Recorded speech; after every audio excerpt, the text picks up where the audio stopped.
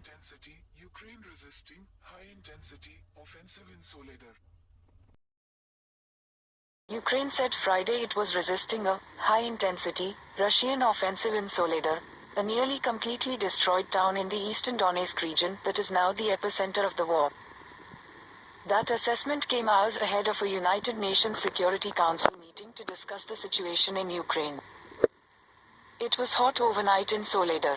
Hostilities continued. The enemy relocated almost all of its main forces to the Donetsk front, and is maintaining a high-intensity offensive, Deputy Defense Minister Gana Malyar said. This is a difficult phase of the war, she added.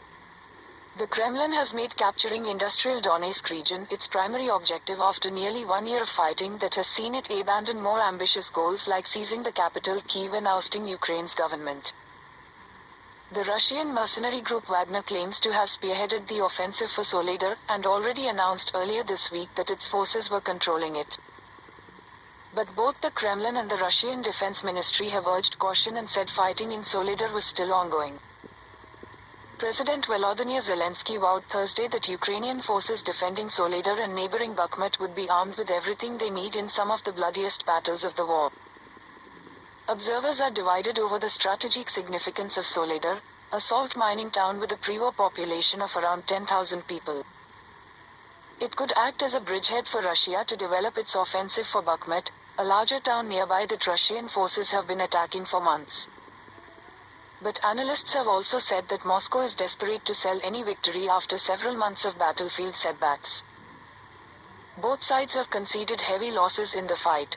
The US-based Institute for the Study of War, ISW, a military observation group, said in an analytical note that Russian forces had likely captured Soledar on Wednesday.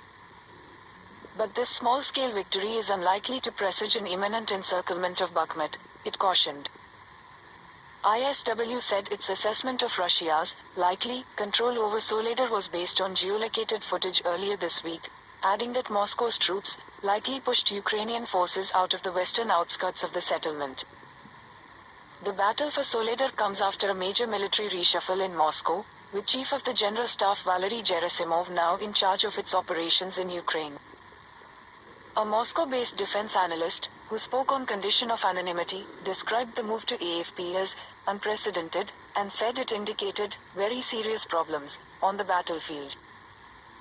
The deputy head of the Ukrainian presidential office, Kyrylo Tymoshenko, said Russian forces had killed 4 civilians in fighting the previous day and injured 8 more. 2 of those killed followed attacks in Donetsk, he said.